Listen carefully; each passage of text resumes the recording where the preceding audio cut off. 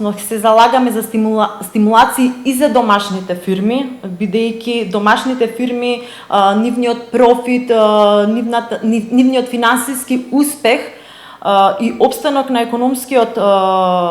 пазар ќе овозможи сето друго во државата да функционира полесно, побезболно, односно би се подобрила воопшто финансиската состојба во државата и на граѓаните на Република Македонија.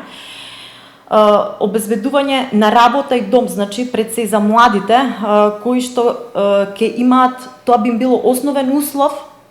да останат во државата, да ги задржиме тука и да го надминеме проблемот со демографското пореметување кое што во моментов е навистина актуелно и е алармантно.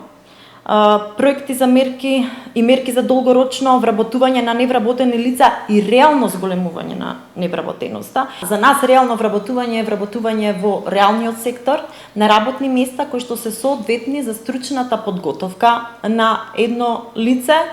и каде што би земало плата достоинствена за сопствениот живот, односно велиме дека имаме потрошувачка кошничка и би сакале минималната плата на едно лице да биде соодветна